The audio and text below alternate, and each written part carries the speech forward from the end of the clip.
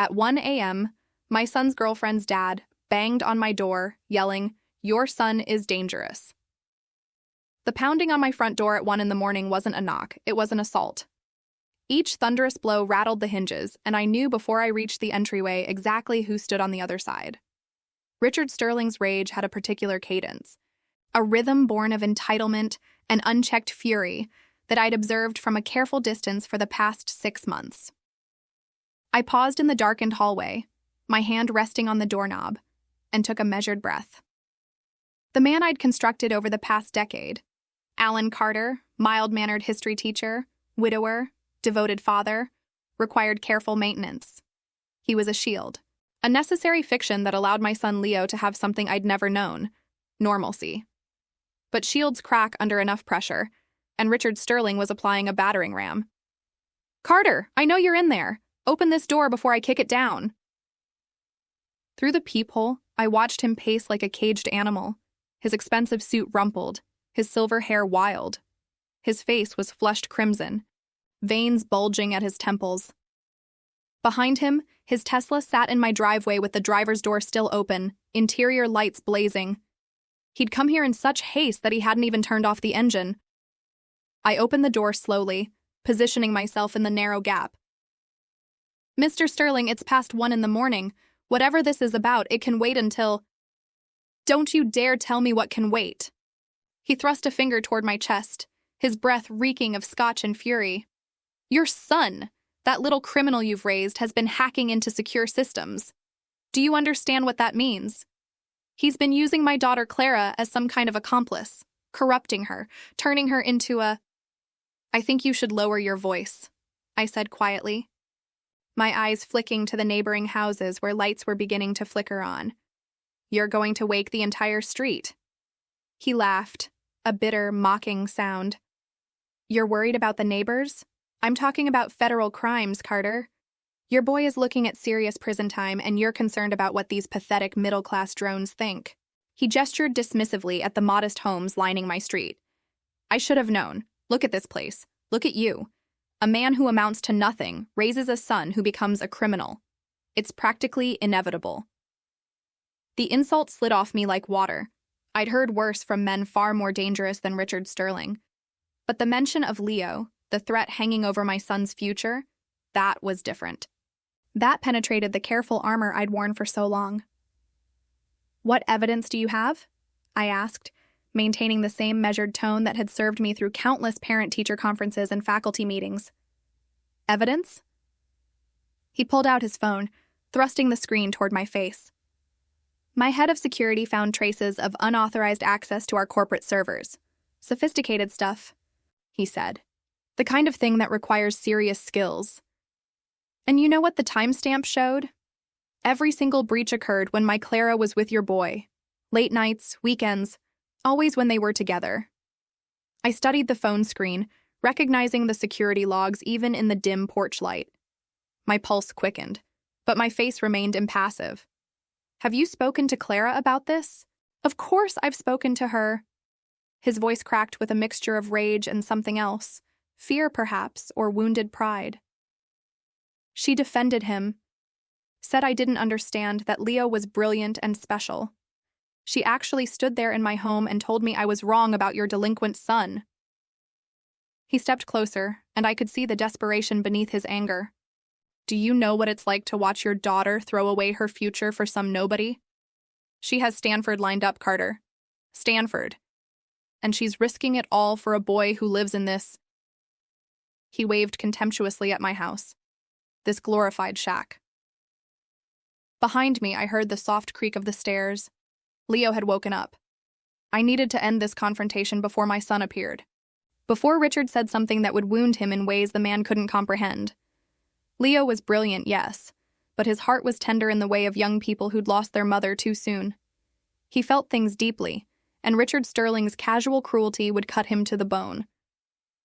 "Mr. Sterling," I said, and something in my voice made him stop mid-rant. "I understand you're upset, but making accusations at 1 in the morning isn't going to solve anything. Come back tomorrow, during reasonable hours, and we can discuss this properly." "Tomorrow?" He laughed again, that same harsh bark. You think this is some parent-teacher conference, Carter? I'm calling the police right now. I'm calling the FBI.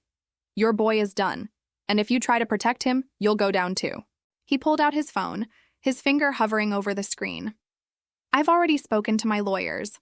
They're preparing a lawsuit that will bankrupt you. Not that there's much to take from a high school teacher living paycheck to paycheck, but we'll make sure everyone knows what kind of family you are.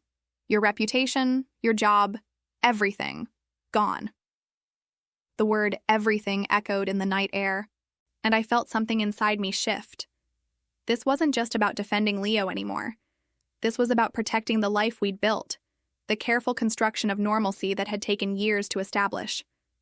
Richard Sterling, in his arrogance and his fear, was threatening to tear it all down because he couldn't see past his own prejudices.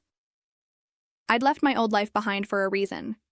I'd walked away from briefings in the Situation Room, from secure facilities where a word from me could redirect millions in resources, from a world where my expertise was the difference between national security and catastrophe. I'd done it because my wife, in her final days, had made me promise to give Leo something better, something normal, something safe. But normal was a luxury that men like Richard Sterling seemed determined to destroy. Step inside, Mr. Sterling, I said, my voice carrying an edge that hadn't been there before. He blinked, surprised by the sudden shift in my demeanor. What? I said, step inside. If we're going to have this conversation, we're going to have it properly. Not on my front porch where the whole neighborhood can hear you making wild accusations. Something in my tone gave him pause. He studied my face, perhaps sensing that the meek history teacher he'd dismissed so easily had vanished, replaced by someone else entirely. But his pride wouldn't let him back down. He'd come here for a confrontation, and he'd get one. Fine, he said, brushing past me into my living room. He looked around with barely concealed disdain at the worn furniture, the overflowing bookshelves, the photographs of Leo at various ages covering the walls. Let's get this over with. I closed the door and turned to find Leo standing at the bottom of the stairs, his dark eyes wide with concern. He was tall for 17, lanky in that teenage way, with his mother's gentle features and my quiet intensity. Right now he looked terrified. Dad, what's happening? Is Clara okay? Clara is fine, Richard snapped before I could answer. No thanks to you. Don't think your innocent act fools me, boy. I know what you've been doing. Mr. Sterling, I said, my voice carrying a warning note. Sit down, both of you. This is going to take a few minutes. I walked to my home office, a converted bedroom that Richard probably assumed was filled with papers to grade and lesson plans.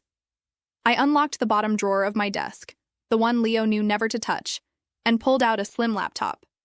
It was mil-spec hardware, encrypted with protocols that didn't officially exist, maintained through channels that even fewer people knew about. When I returned to the living room, Richard was pacing while Leo sat on the edge of the couch, his hands clasped tightly together. I set the laptop on the coffee table and opened it, my fingers moving across the keyboard with practiced efficiency. Mr. Sterling, you came here tonight making accusations based on security logs you don't understand, I said, my eyes on the screen as the layers of security peeled away. You saw unauthorized access to your corporate servers and immediately jumped to the conclusion that my son is a criminal. Would you like to know what was actually happening? I know what happened. Your company was being systematically infiltrated by a coordinated team of corporate espionage specialists operating out of Eastern Europe? I interrupted, pulling up files that made Richard's face go pale. They'd been inside your network for 3 weeks, slowly copying proprietary code, financial data, and client information. They had access to everything, Mr. Sterling. Your upcoming product launches, your acquisition strategies, your board communications, everything. He sank into my armchair, his earlier fury evaporating. That's impossible. We have top-tier security. You have adequate security for most threats, I corrected. But these weren't amateurs. They used a zero-day exploit in your VPN infrastructure, a vulnerability that won't be publicly known for another 2 months. They were careful, professional, and patient. In another week, they would have extracted everything of value and vanished, leaving you none the wiser until your competitors started releasing products that looked suspiciously similar to your R&D pipeline. Leo was staring at me with an expression I'd never seen before, a mixture of shock and dawning understanding. But I couldn't stop now. The shield was cracked, and the only way forward was through. The unauthorized access your security team detected wasn't an attack, Mr. Sterling. It was a defense.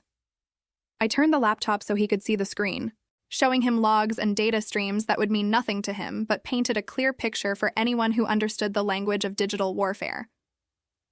Your daughter Clara mentioned to Leo that you'd been stressed lately, that there were problems at work you wouldn't discuss. Leo got curious, not maliciously, but because he cares about Clara and didn't want to see her worried about her father. He had no right to, Richard started, but the protest was weak. He noticed anomalies in publicly available data about your company's network traffic, I continued. Patterns that suggested something was wrong, so he looked deeper, carefully, methodically, and yes, without authorization. What he found terrified him.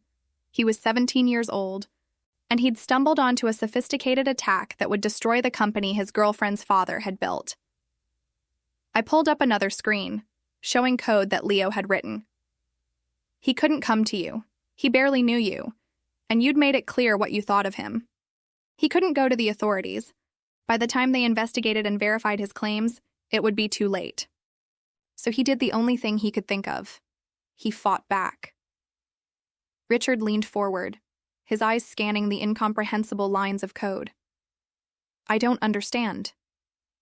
Over the past 2 weeks, while you thought he was corrupting your daughter, Leo was systematically identifying and closing every backdoor the attackers had created.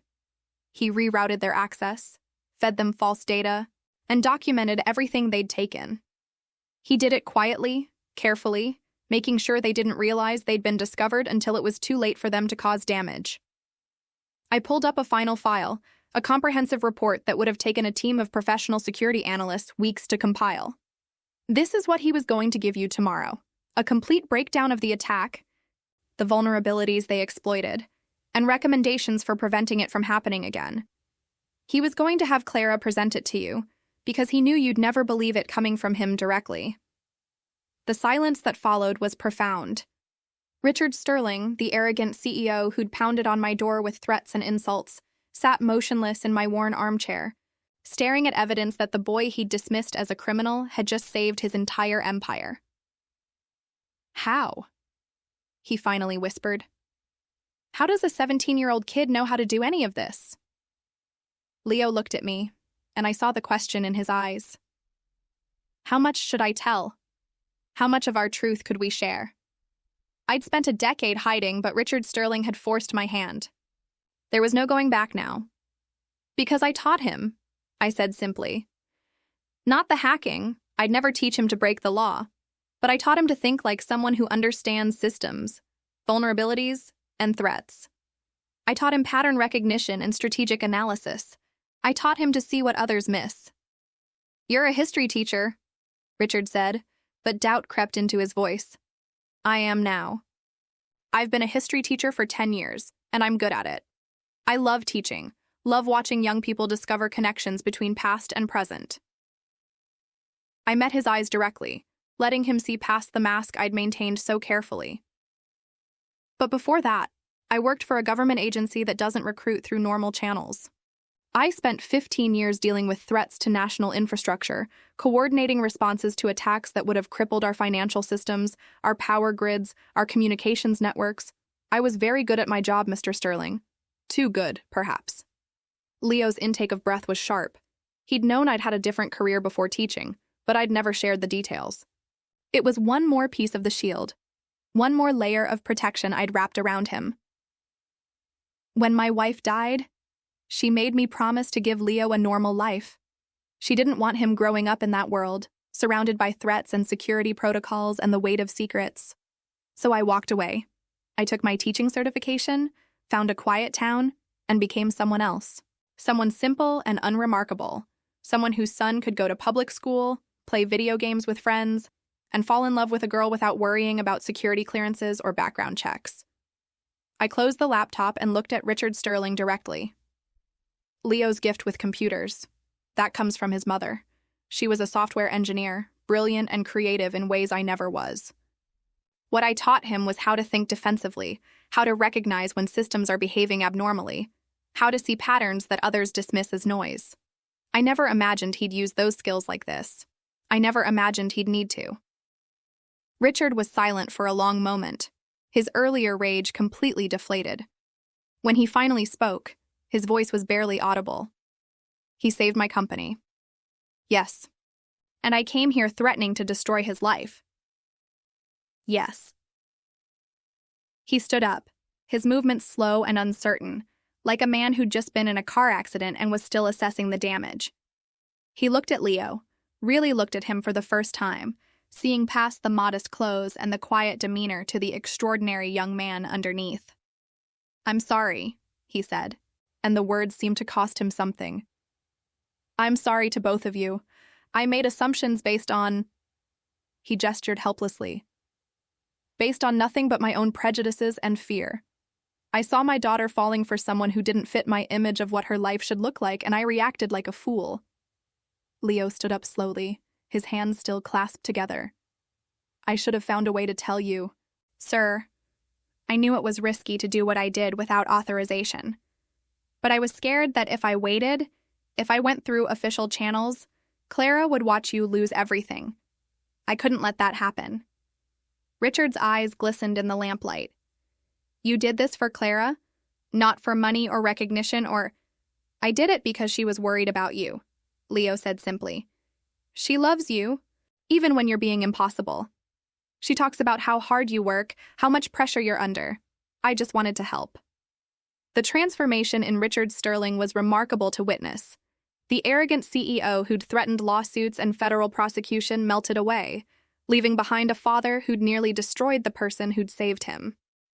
He crossed the room and extended his hand to Leo, not in the condescending way he might have before, but with genuine respect. "Thank you," he said as Leo shook his hand. "I don't deserve your help, not after tonight, but thank you." Then he turned to me, and I saw a different kind of understanding in his eyes. "And you, Mr. Carter. I called you a nobody, a failure, someone who'd amounted to nothing. I was wrong about that too." "You weren't entirely wrong," I said with a slight smile.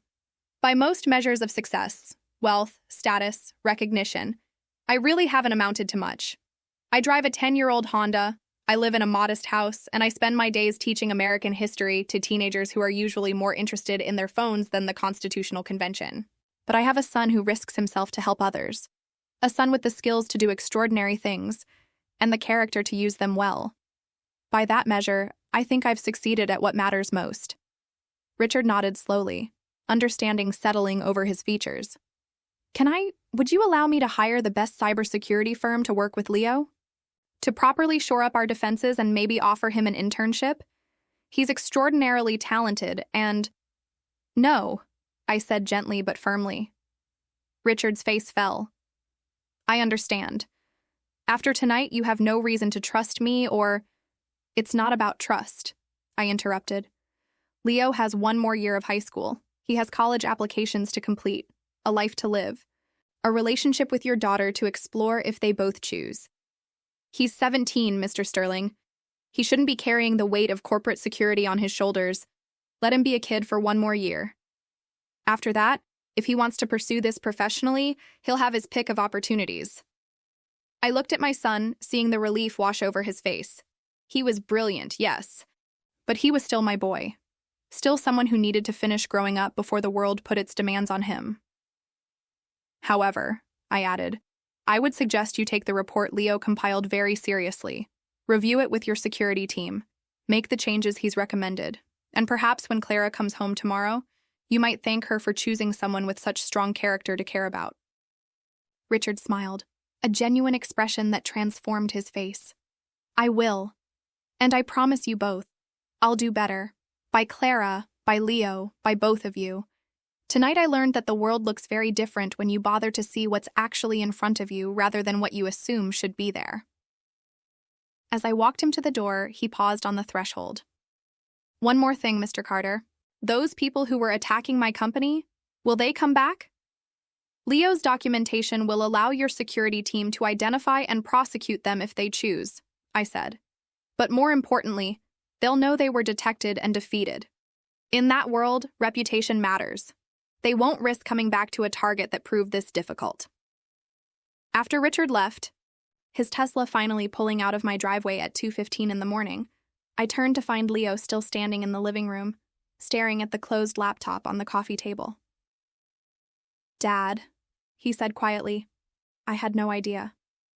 All those years, I thought you just liked teaching history." "I do like teaching history," I assured him, putting a hand on his shoulder. That part was never a lie. But yes, there's more to my past than I've shared. Your mother and I agreed. We wanted you to have a normal childhood. We wanted you to explore your interests without the pressure of expectations or the weight of legacies. "Did you know?" he asked. "Did you know I was doing this?" I smiled. "I noticed some anomalous network activity on our home system about 2 weeks ago. I could have blocked it, but I watched instead. I saw what you were doing and why.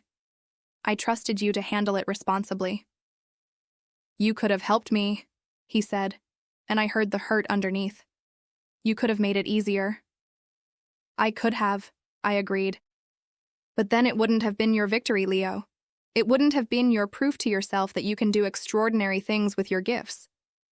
I was here if you needed me, but you needed to know you could do this on your own." He was quiet for a moment, processing. Then, Mr. Sterling was going to destroy us. Both of us. Our whole life here. "Yes," I said.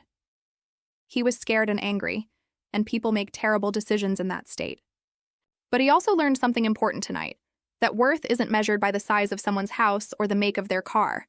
He learned to look deeper. "What happens now?" Leo asked. "Does everyone find out about your past? About who you were?" "No," I said firmly. "Richard Sterling will keep his silence because he's smart enough to understand that some secrets are better kept. We go back to our normal life. You finish high school, apply to colleges, spend time with Clara if that's what you both want. The only thing that changes is that you know a bit more about who your father was and why I made the choices I did." We stood there in the quiet of our modest living room, surrounded by books and memories and the comfortable clutter of a life well lived, even if it wasn't lived in luxury. Outside, the first hints of dawn were beginning to lighten the eastern sky. "I love you, Dad," Leo said. "I love you too, son. Now get some sleep. You have school tomorrow, and I have a lecture on Reconstruction to deliver to 30 juniors who are counting on me to make it interesting." He laughed and headed upstairs, and I listened to his footsteps fade into his room. Then I picked up the laptop, returned it to its drawer, and locked away that piece of my past once more. The next evening, as I was grading papers at the kitchen table, my phone buzzed with a text from an unknown number. It was Richard Sterling, and the message was simple. "Clara told me to tell you that Leo is welcome at our house anytime. She also told me to grow up and stop being such a snob. Apparently our children are wiser than we are. Thank you again for everything." I smiled and showed the text to Leo, who was doing homework across from me. "Think you might want to go over there this weekend?" I asked. "Maybe," he said with a grin. "If Clara still wants to put up with me after all this drama." "I think she will," I said. "She sees what I see, someone worth believing in." 3 months later, I stood in the back of the auditorium at Clara's high school, watching Leo receive an award for academic excellence. Richard Sterling sat in the front row with his wife, both of them beaming with pride as Clara walked across the stage to present the award to her boyfriend. As she handed Leo the plaque, Richard turned around, found me in the crowd, and nodded with genuine respect. The history teacher nodded back, comfortable in his simple sport coat and affordable shoes, knowing that the most valuable things he possessed couldn't be measured by Richard Sterling's standards or anyone else's. He had his son's respect, his students' engagement, and the quiet satisfaction of a life rebuilt around what truly mattered. Some men measure success in dollars and deals. Others measure it in the character of their children and the strength of the values they pass on. I'd made my choice a decade ago, and watching Leo shine in his moment of recognition, I knew I'd chosen well.